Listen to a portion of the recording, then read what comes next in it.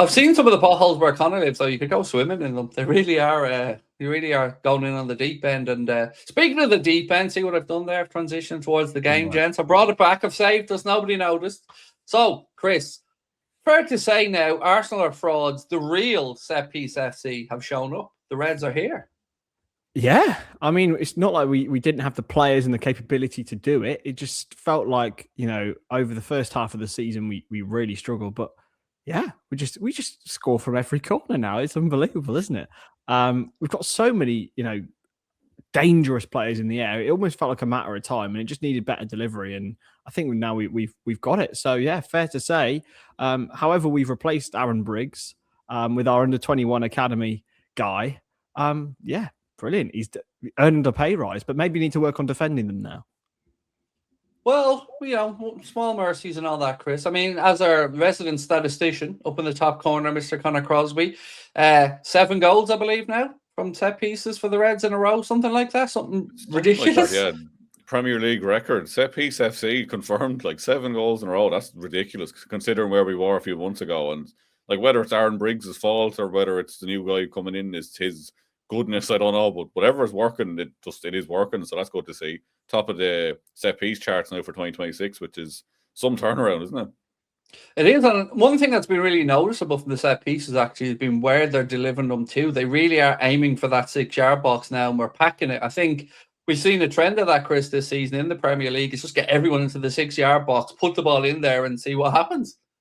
I mean, it's chaos theory, isn't it? If we just sort of lob it in there, loads of players are involved, see what happens. Something might just occur, and it has.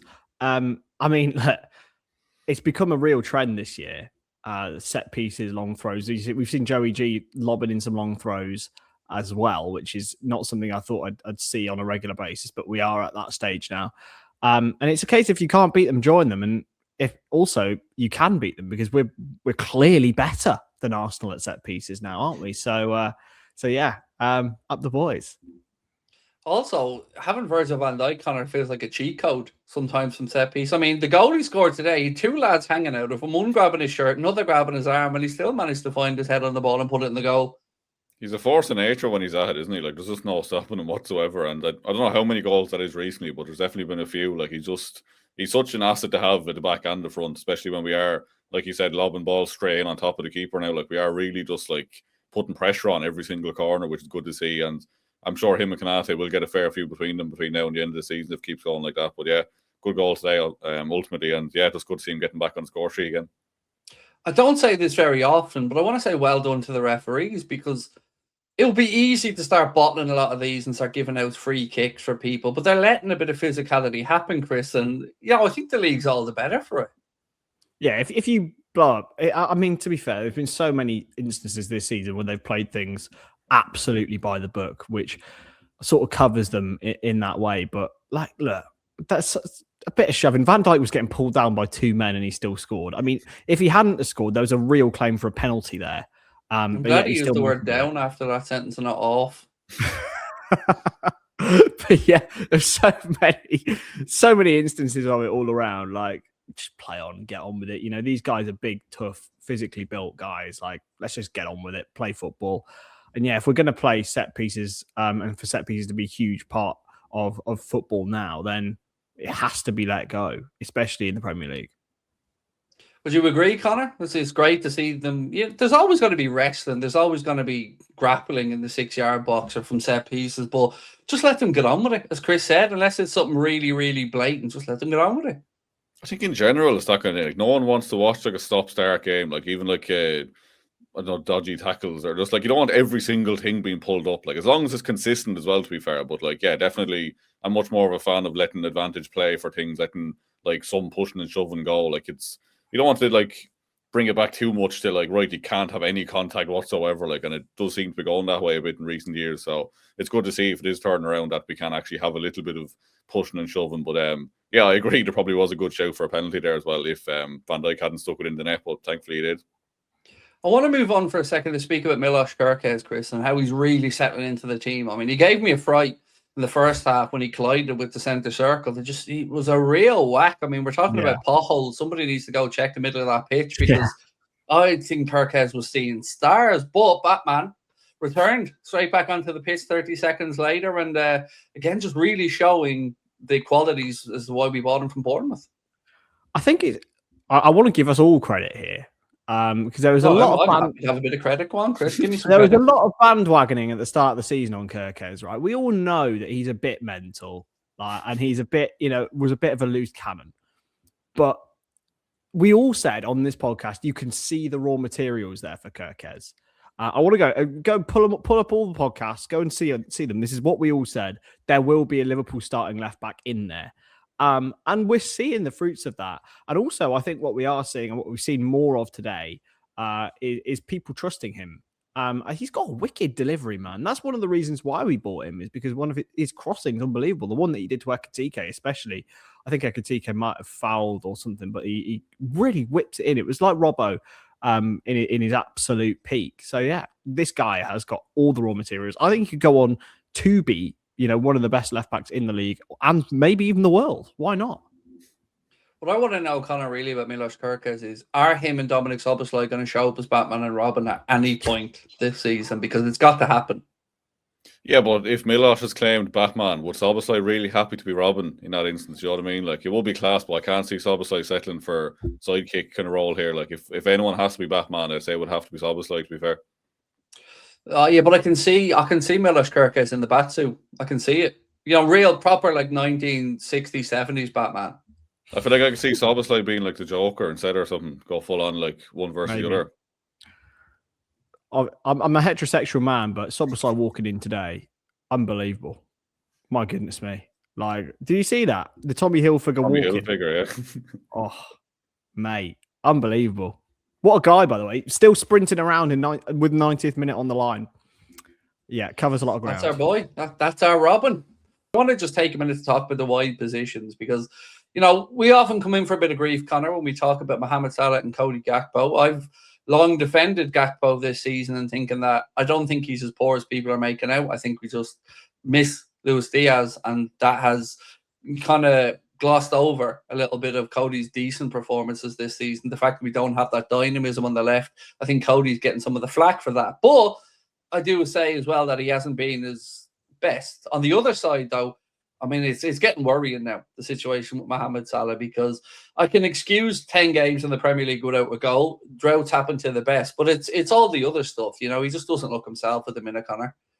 I think the biggest thing with Salah is the fact that there was so many years there where he was the player you seen on the ball at all times. He was the man who was making the attacks happen. He was the man scoring the goals, and he's just a bit anonymous on the pitch lately, isn't he? You barely even notice he's there at times, and even when he does get the ball, then he tends to just try to take on a man, doesn't do it. Tries a pass, it doesn't work out. I think his defensive stuff has improved, to be fair to him, and he's putting in the work rate. I'm not going to say he's not putting in an effort, but definitely just his general ability to actually impact the game has just disappeared this season, which is shocking to see considering how good a player we know he is. But it is just sad, and like that stat said, was it the first time he's ever failed to score in 10 consecutive Premier League games? It is just a sad place to be in. But yeah, definitely not at his best, and it is definitely getting worrying at this point. For yourself, Chris, where are you at with Mo? Yeah. There were some people saying last week that he wasn't trying. That for me really winds me up, because the one thing I am seeing with him at the moment is effort. I'm seeing a guy who really, really wants to get back to his best. I'm seeing a guy who's actively trying to help his teammates, who's working hard defensively, which you probably couldn't have said about him last season. Even though the reason why I think it's just there's been something that's happened. There's been a moment. I don't know what it was or what it is, but I just don't see him ever reaching the levels that he did before. This season, the fall off has been crazy. And not that I don't love him, I absolutely do. And he's a legend of the club, probably third best player to ever play for Liverpool, and he deserves an absolute heroic send off. But I don't want him to have the ball anymore. I don't think when he's one-on-one or when he's cutting inside, I don't get the feeling that Mo Salah's going to score. I don't get the feeling that he's going to take a man on and beat him. I don't know. It's a horrible thing to say, because this guy is he's an absolute, in every Liverpool fan's all-time 11, he's in that. But mate, it's time, isn't it? And it's sad because I didn't think it would happen, especially after his amazing performances last season. I just didn't think it would happen. But yeah, he's not it anymore, I'm afraid. Well, what I did see, Connor, was a huge change when Frimpong and Rio came on. Straight away we looked more dynamic in attack on both sides. I mean, is there anything to be said for Frimpong maybe taking that right wing position for the time being and keeping Joe Gomez at right back, or is that just rolling the dice on another injury there in the defensive department? I just think he's the only realistic option for Arna there, because Chiesa, we know, hasn't really cut the mustard, to again use the phrase that we've been talking about quite a bit today. So I just wonder, is Frimpong worth a shout on the right hand side from the start? Yeah, it's hard to know. Like, I would be fully on board with it if Connor Bradley was fit, or if we had some other right back that Arne Slot trusted. Like, obviously we have Calvin Ramsey there, but he's just not going to start. I just don't like the idea of Gomez starting right back. Like, I do like him as a player there, but it scares the shit out of me having all three fit centre backs on the pitch at the same time. I'm not going to lie. So for the time being, I would say you kind of have to stick with Frimpong at right back, to be honest, or like rotate between Frimpong and Gomez. But as a right wing option, I think it would work. But again, like I said, I think it's more down to the lack of options at the minute. I would say probably stick him at right back, but I'm not going to be unhappy if I do see him starting ahead of Salah. Like, I'd be happy enough to watch that. Like, I think it would work. But yeah, not too much squad depth at the minute, unfortunately. The only thing that kind of would pause me to say yes, Chris, with Frimpong starting would be, we know he has the assist in him, but does he have the eye for a goal in him? That would be the concern I would have about him in that wide position.